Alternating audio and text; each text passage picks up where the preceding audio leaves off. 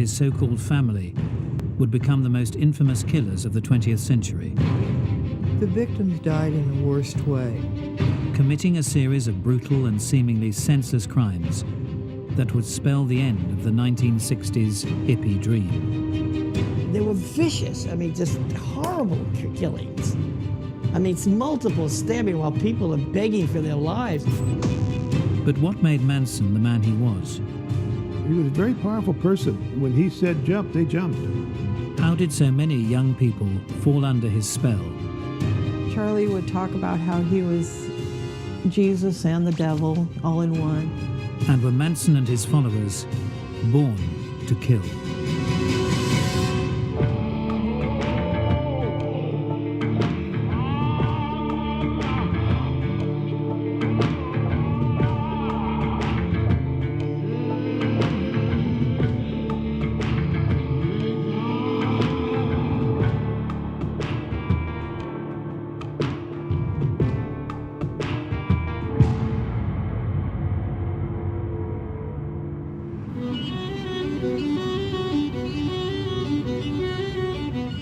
August 8th, 1969, I was a Los Angeles police officer working West Los Angeles Division, and I received a radio call at about 9 o'clock in the morning of a man down at Cielo Drive.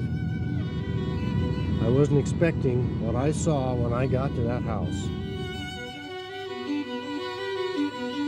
In a scene described by one investigator as reminiscent of a weird religious rite, 5 persons, including actress Sharon Tate, were found dead at the home of Miss Tate and her husband, screen director Roman Polanski. Miss Tate was 8 months pregnant. I was the first one there. When I entered the house, everybody was dead. The word pig written on the front door in somebody's blood. It was very gruesome. Detective Sergeant Mike McGann was assigned the case.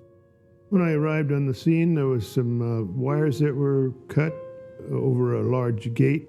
I entered the driveway and found a car parked about center driveway, which contained Stephen Parent. 18-year-old Stephen Parent had been leaving after a visit to the property's caretaker. And I went inside and I discovered Sharon Tate and Jay Sebring. 26-year-old Sharon Tate had been renting the Bel Air home. Celebrity hairdresser Jay Sebring had been visiting the 8.5-month pregnant actress. Sharon was terribly stabbed, and they were tied together with a rope which was tossed over a rafter in the house. I continued on through the back door, and I found Abigail Folger. 25-year-old coffee heiress Abigail Folger was a house guest of the Polanskis. Abigail had been stabbed numerous times. She was very bloodied and obviously dead. And I also found Wojciech Frykowski. Folger's lover, Frykowski, was a friend of Polanski from Poland. Wojciech had also been struck with the gun that they used. It was a terrible scene. I had been working homicide for a long time, so I had seen a lot of scenes, but I don't think any quite as bad as this one. Polanski was in Europe at the time. Of course, he dashed back when he found out that his young pregnant wife had been murdered, and held probably one of the most moving news conferences, by the way, that I've ever attended. The man was just a wreck. The house is open now. You see a lot of blood all over the place. Cradles, baby clothes, and that's all.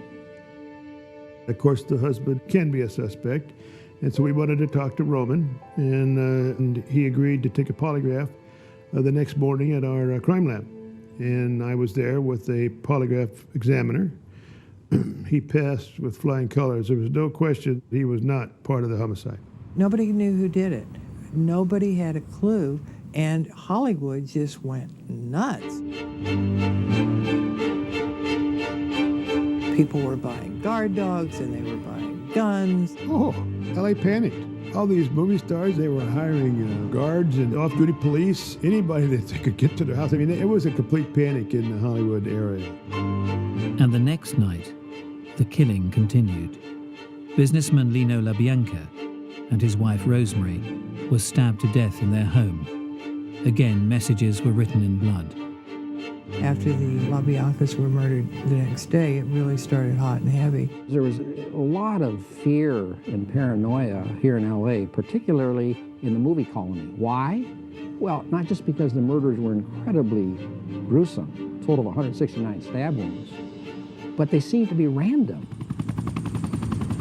Despite a massive police operation, investigators were unable to identify a perpetrator.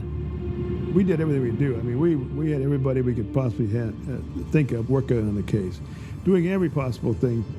Every lead we had, we exhausted. Then, 3 months after the murders, detectives got word that a young Californian girl had made an extraordinary jailhouse confession. A story so strange, it was almost unbelievable. It was a crazy story. Yeah, it was very crazy. Susan was the nicest person you ever want to meet. Talking to her in that period of time, you would think it was impossible. I mean, she was just a very nice young lady. 21-year-old Susan Atkins had claimed to cellmates that she and a group of her friends were responsible for the terrible crimes. If these were typical murderer types or robbers or rapists or burglars, it wouldn't have been quite as shocking. But they started looking at the backgrounds of these people. Most of them came from good middle-class families in the suburbs. Leslie Van Houten was a homecoming queen. Tex Watson was a star athlete. Patricia Krenwinkel sang in the church choir. At one time she wanted to become a nun. These seemingly all-American kids had become unrecognizable to their families. She was like a stranger to me. Controlled by an unlikely but powerful puppet master. This Charles Manson, this Mephistophelian guru type, who was very charismatic, very intelligent. 35-year-old ex-convict Charles Manson commanded an unerring devotion from his hippie disciples. They would kill seemingly at his whim. He did control them, and when he said jump, they jumped. The name Charles Manson would become synonymous with evil. But who was this diminutive guru? And how was he able to convince his young devotees to commit frenzied, bloody murder?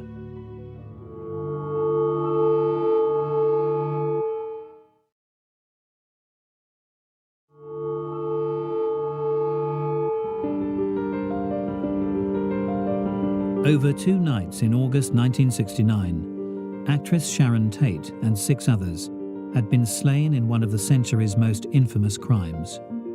The killers were a group of young, seemingly middle-class flower children acting on behalf of their spiritual leader, 35-year-old ex-convict Charles Manson.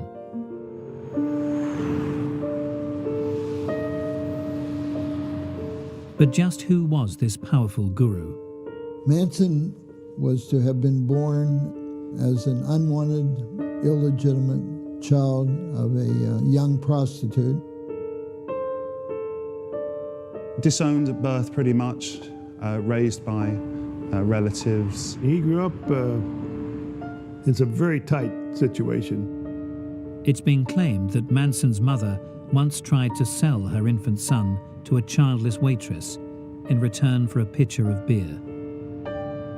From an early age, he was left to his own devices, got involved in delinquent/criminal activities. When you grow up on the street, particularly if you're short and slight, like Manson is, you have to be able to learn how to read people very, very quickly and determine who you can get over on and who you can't. And Manson was excellent at that. From the mid-1940s onwards, a raft of thefts and armed robberies would see the young Manson pass through several institutions where he was said to be sexually brutalized. What comes through, certainly looking at all the psychiatrist reports and probation reports of Charles Manson, that there was heaps of potential there. But something had happened early in life, and this dogged him the whole time. He felt he'd been dealt a bad hand. By the 1950s, in his rare periods of freedom, Manson expanded his criminal repertoire to include pimping young women from a Hollywood apartment. The qualities that a pimp has to entrap, intimidate, extort, run the life of their prostitutes, rent them out, sell them, and so forth. Those are qualities that stood Manson well in his future criminal career.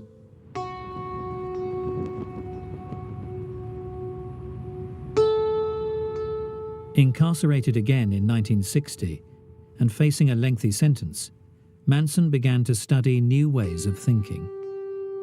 When he was in Terminal Island, there was a Scientologist. Manson picked up on this, and he did 150 hours of auditing, which is the Scientology term for counseling. And Manson started writing songs. What he was doing, which is quite revolutionary for the time, he started imbuing these songs with much of the philosophies that he was picking up from Scientology and also from his observations of human nature. So I think certainly Manson at that point, he's actually left the persona of the petty criminal and he's coming into his own. There's a time for living. Fellow convict Phil Kaufman would encounter Manson in early 1967. I was arrested importing, smuggling, if you will, so a little bit of weed from Mexico. I was convicted in Arizona and sent to Terminal Island, California, where my first day in the yard, I heard this guy playing guitar and singing. He sounded a little like Frankie Lane at the time. Look at your game, girl. What a magic. I thought the guy was pretty good. The hack, the guard, came up to Charles and said, Manson, you can't play your guitar here. There's a guitar place for playing the guitar. He says, you know, you ain't never gonna get out of here, Manson. And Charlie said, out of where, man? And everybody kept on going playing this guitar. Part of the Manson that the public came to know was a very institutionalized person who was used to being told what to do and felt more comfortable in a confined or isolated place. When you have an individual like Manson who doesn't fear any type of punishment, really, he's a very dangerous individual. If someone beats you with a whip and you love the whip, what's he doing? He's making a fool out of himself. It's heaven right here, Jack, right here. Charles Manson had been imprisoned in 1960. When he was eventually released 7 years later, the world was a very different place. We had just come out of the 50s, where teenagers were basically kept on a very tight leash, and then all of a sudden this wonderful subculture erupted, and we all became free.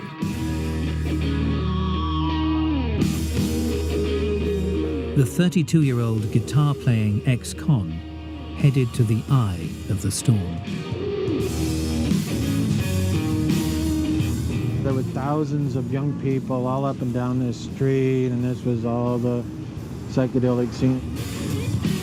Dr. David Smith founded the neighborhood's famous free medical clinic. 1967 was totally crazy. The streets were jammed, people were taking LSD and dancing and music everywhere, and we had the diggers giving out free food, and it was just a total insanity, and we were in the middle of it.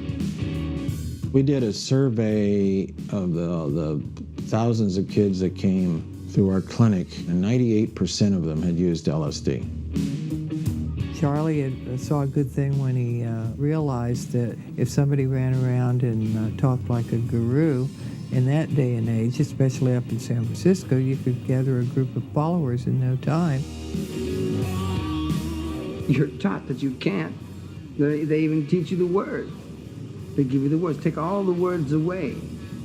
And don't think in right and wrong, just think in truth. Among those to fall under Manson's spell were librarian Mary Bruner, disaffected teenager Lynette Fromm, and 19-year-old drifter Susan Atkins.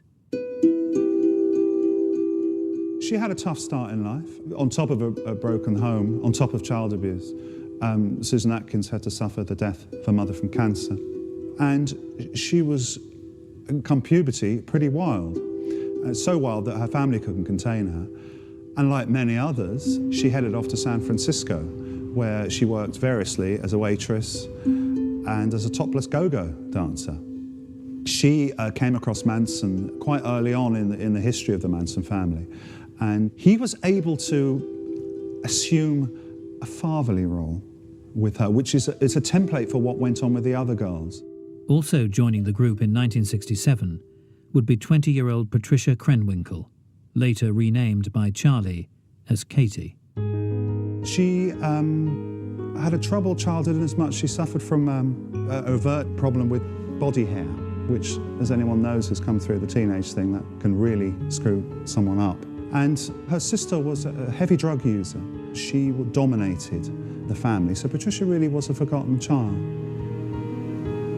Patricia Krenwinkel talked about meeting Charlie, and she met him down at the beach, and he took her to an apartment and had her take off all her clothes and look at herself in a full-length mirror and say, "Isn't that the most beautiful thing you've ever seen?" Pretty, pretty girl.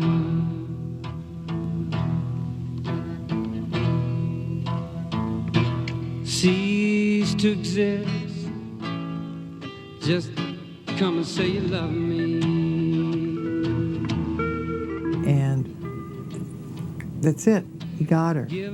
She was his after that. Come on, you can't be. Like many communal groups of the 60s, Manson and his girls got an old school bus and began roaming California.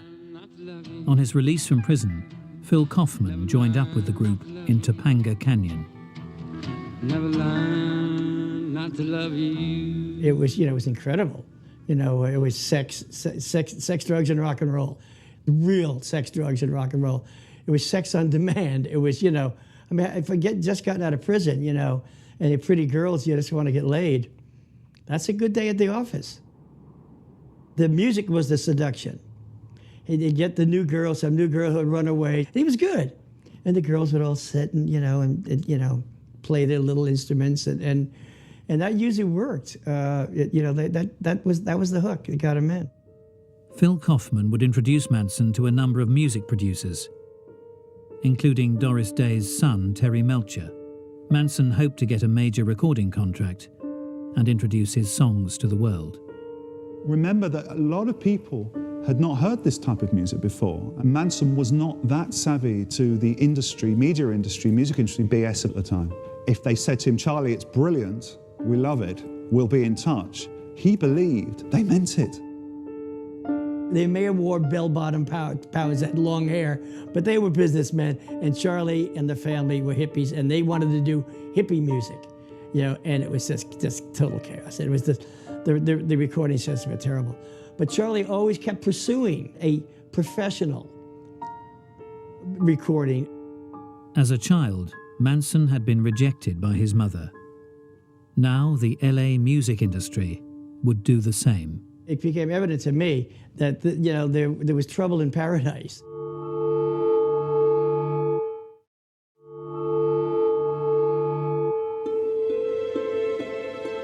In 1967, after spending over half his life in institutions, 32-year-old petty criminal Charles Manson had been released into a brave new world. Gathering a small band of admiring followers in San Francisco, Manson and the group began roaming the state, picking up new recruits along the way. In Los Angeles, 16-year-old Barbara Hoyt was just one of many young people they attracted. He was definitely a father figure to everybody. I admired him. He was a very charismatic person. Everybody gave me lots of attention. They're all very nice to me. I think the acceptance I felt was a very strong draw, and I think that was probably one of the main draws to the cult, to probably anybody. Within a few weeks, Barbara would move with her new family to a run-down film set in the hills outside Los Angeles, a location that would become infamous. Oh, man.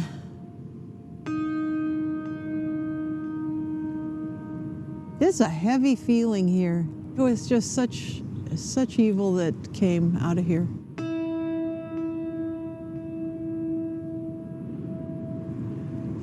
And such a pretty place. My God.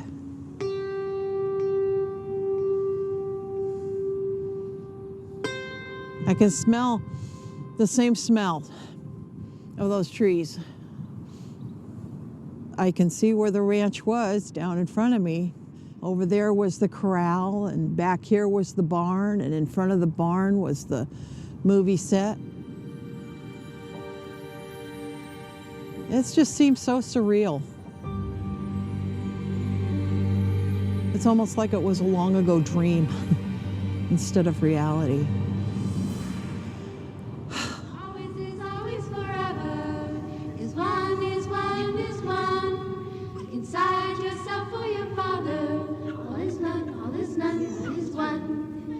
At the ranch, Barbara Hoyt would live among young men and women that within months would become murderers, including 23-year-old Charles Tex Watson and 20-year-old Leslie Van Houten.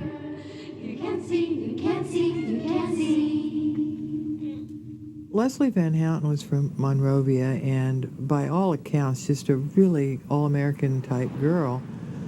She was a homecoming princess at Monrovia High School. She'd come from a family which was affluent, but had broken down.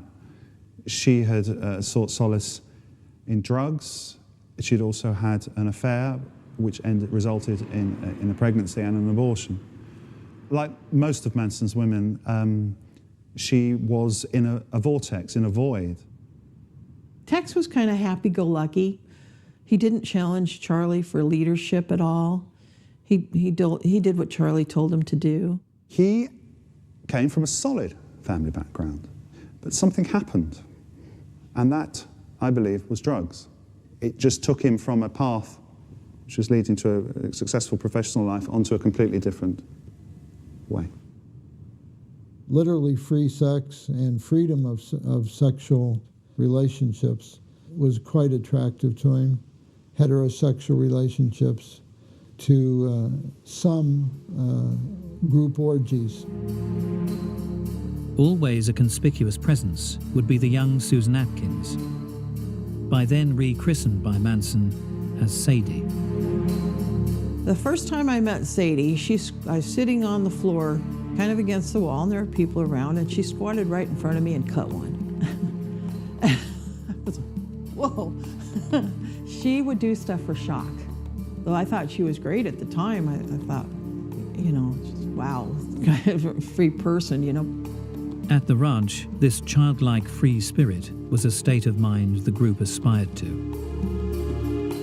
The philosophy was that everything you learned was wrong, so we're going to erase your mind and make it childlike.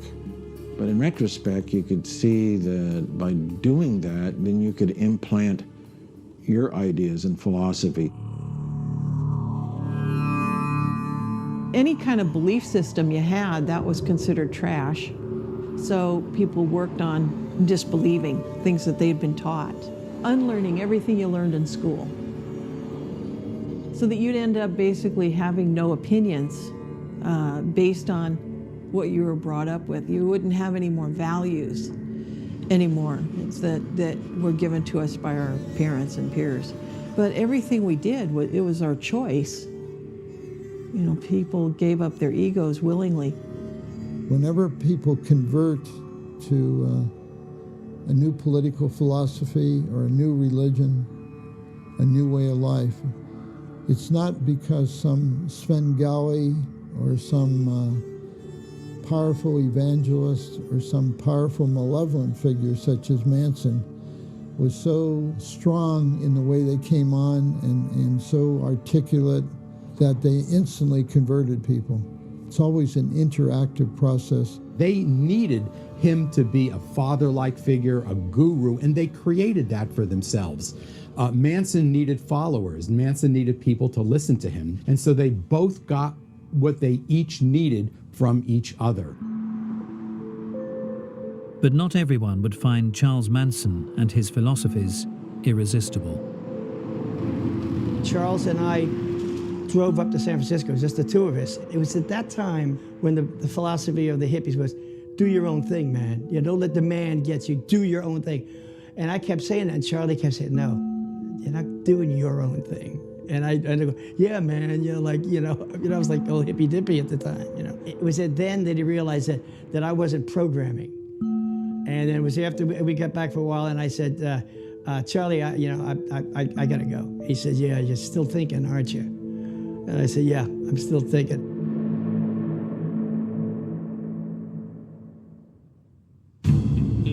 Manson's feelings of power were growing. In 1968, Dr. David Smith's medical clinic studied the group at Sparns Ranch. I really thought that he was delusional and borderline psychotic. He did refer to himself as God. He just hung his arms out, and bow his head. And we know what he meant. Charlie would talk about how he was Jesus and the devil all in one, and all men were, but he was more the epitome of it. He certainly said that they killed me, they killed me on a cross 2,000 years ago and didn't do a effing bit of good. In the summer of 1969, Manson would take playing God to the ultimate extreme.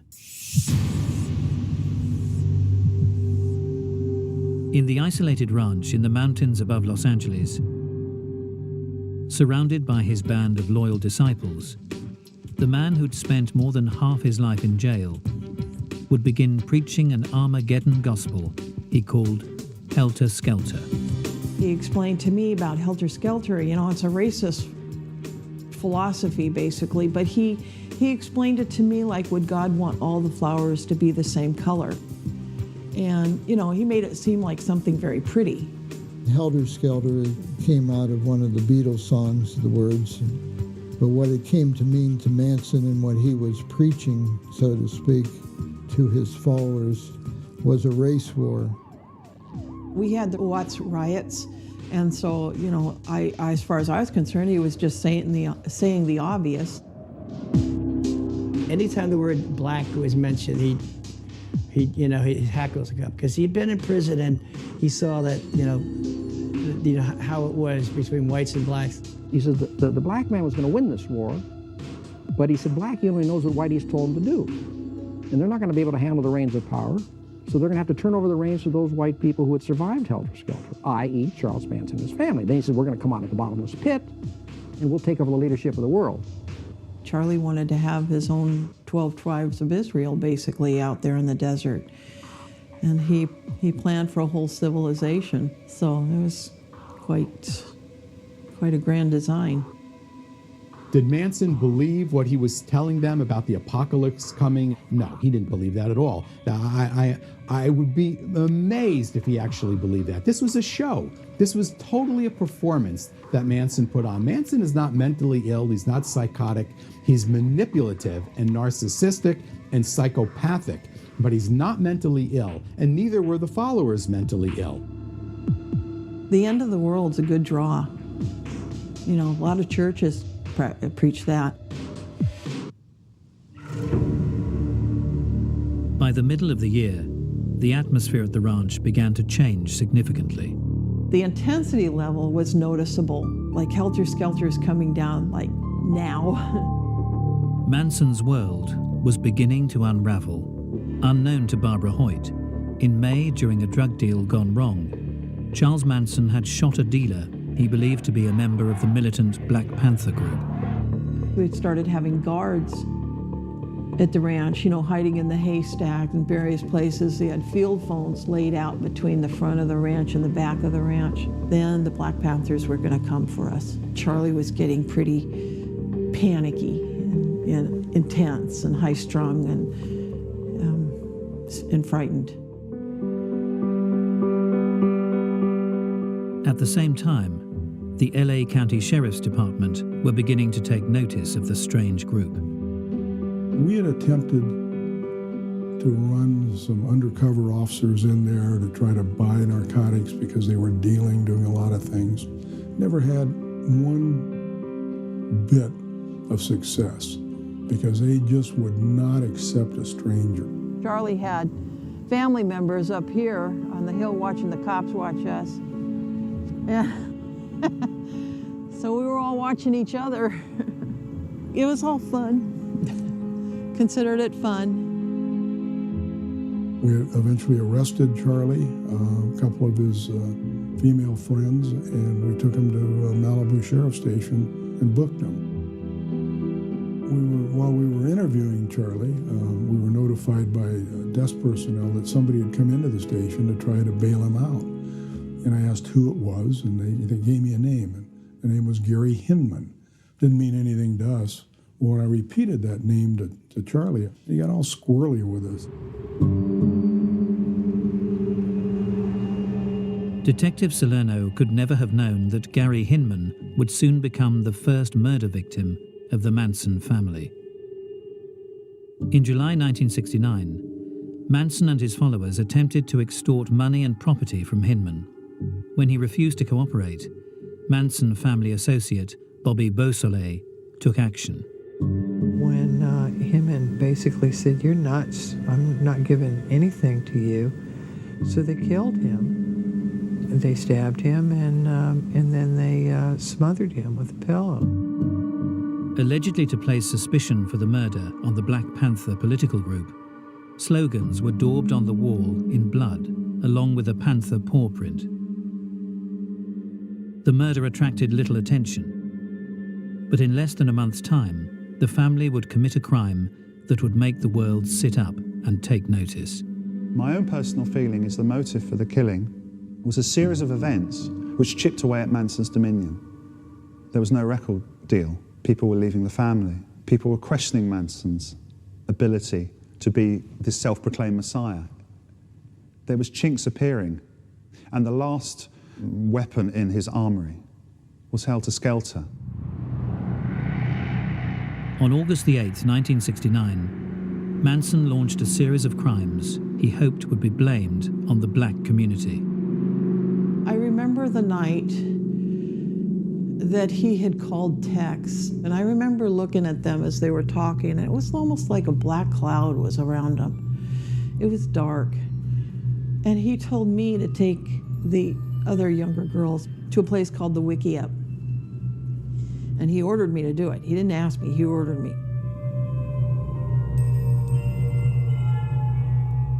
I was a good half mile down the road. There was a back house way back there.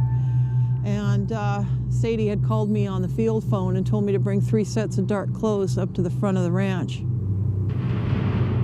I showed up with the clothes and Charlie snapped at me, wanted to know what I was doing at the front of the ranch when he told me to do something else. And I told him that Sadie had asked me to bring the 3 sets of clothes. And he told me, no, they already left.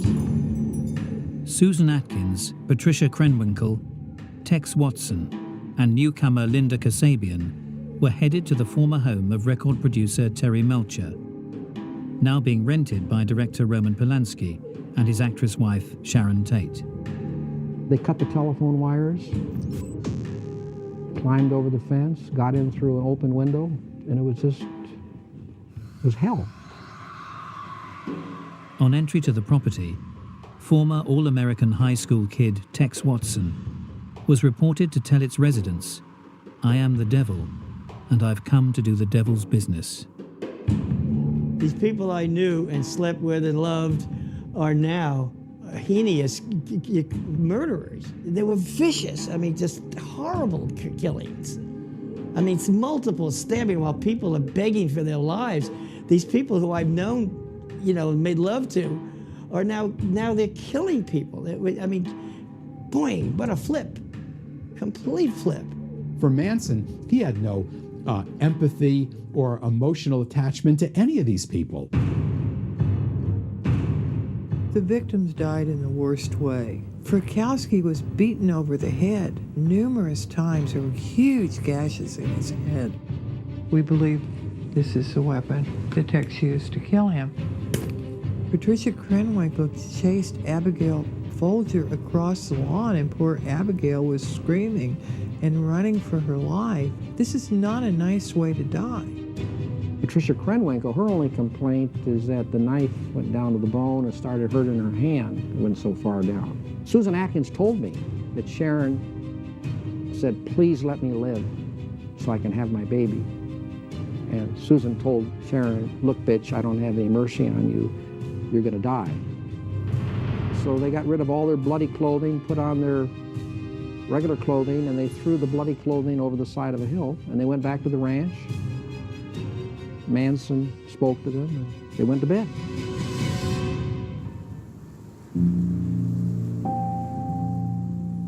They slept in. Everybody slept in the next morning, but the next afternoon, I went into Johnny Schwartz's trailer, and I was just sitting back and watching the Hobo Kelly in the afternoon, and Sadie came in, and by that was about 5 or 6, wanted me to turn the channel to the news.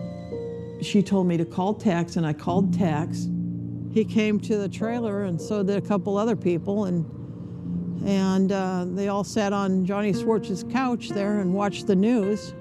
The first thing that came on was the Sharon Tate murders. So now I knew that murders had occurred there.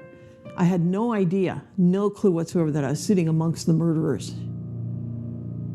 Someone said, picked a good one or something like that, because it made the first story. And they laughed. They thought that was funny. And I remember when I watched the TV, when I was watching the TV, it scared me. You know, it scared me. And I was thinking, wow, I'm not in that world. That's good. Well, you know, I had no idea how much in it I was. That night, the people Barbara Hoyt counted as her friends would go hunting again. There was no one safe in this whole county that night.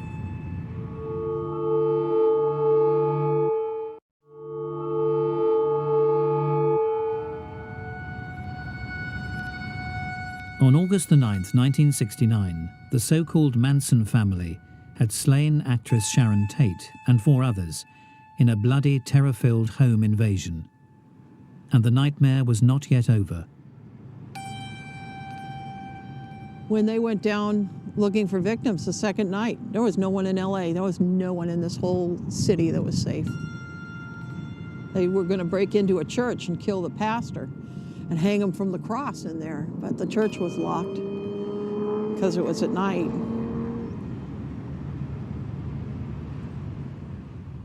Those eventually chosen to die were 44-year-old supermarket executive Lino LaBianca and his 38-year-old wife, Rosemary.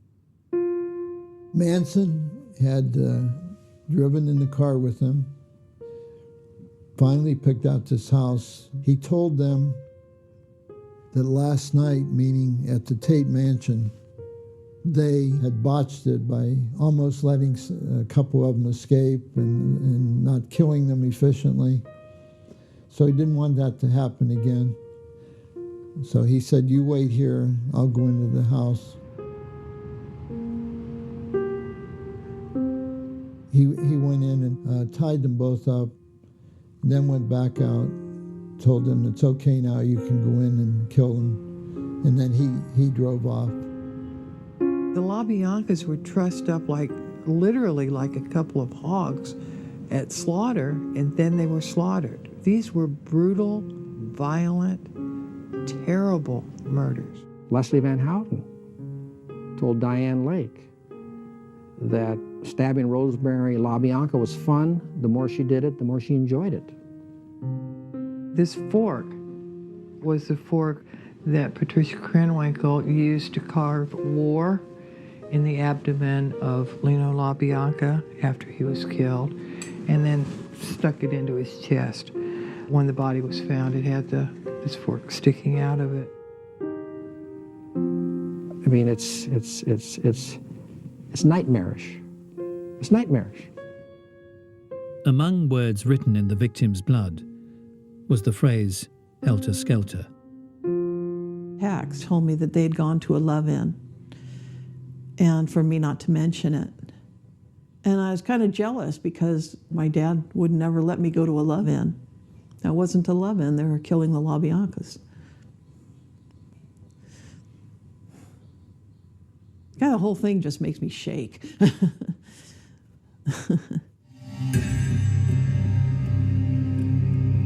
Over the course of 2 bloody nights, Manson's followers had taken the lives of 7 unsuspecting victims, seemingly without conscience. Even through their subsequent arrest and trial, most of Manson's entourage would remain unswervingly loyal to him. Everything that Charlie did, they did. If Charlie said something, they would parrot him. If Charlie put an X on his forehead, they'd come to court the next morning with an X's on their foreheads. If he put a swastika on there, by God, the swastika was there the next morning. Only a few, including Barbara Hoyt, would testify against the man they once thought of as divine. So what had driven so many to willfully engage in such brutal and bloody crimes? Was murder in their nature? Were Manson and his young followers born to kill? I couldn't say that Manson was born coming out of the womb to kill people, but I think that his upbringing was so bad that I don't doubt for 1 minute that it were not conducive to a good life, a well-rounded life. And I guess maybe he just wanted to make everybody miserable. That's the only theory I could ever really come up with. I don't even think he was thinking of murder when he first formed this family, but it was a slow evolutionary process. And I think at some point he saw that he could get them to do anything he wanted them to do. And he had this enormous hostility for society. I know Charlie was treated horribly as a child, between the neglect and abuse he suffered. I don't think that he attracted kids who were predisposed to kill people. I'd hate to think that the whole group of them were natural-born killers. I just don't think that's the case. Do I think these women, had they not met Manson, would have gone on to kill somebody? No, I don't believe that. There's no indication that would have happened. Manson now is a different story. Whether he killed somebody in his past or didn't, it's really unclear and in dispute, but he certainly has the capability of doing that. But from Manson's perspective, if he could get you to kill the person for him, he'd much prefer to have you do it, because in his mind, it's absolving him then of direct criminal responsibility. He's always working the system and working other people, Manson. Nothing is by chance. It's all planned, and he is a highly controlling individual. I know when I interviewed Susan Atkins, she said she was in death row for 5 years before Charlie left her brain, and that he had absolute control of her thoughts, and they believed he could read their minds. I think what you had was a delusional leader coupled with psychedelic drugs, an alienated population of young people, in an environment that reinforced it. I describe it as a gradual desensitization and conditioning process.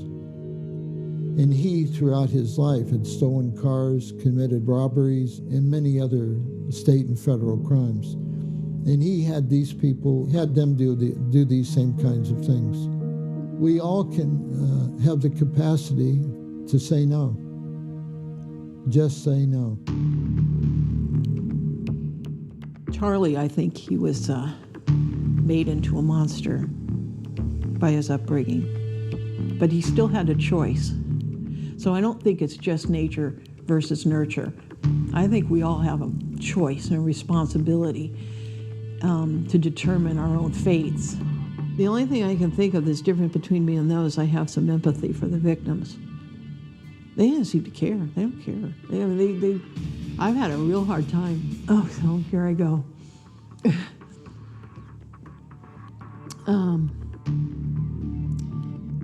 I've never gotten past what they did.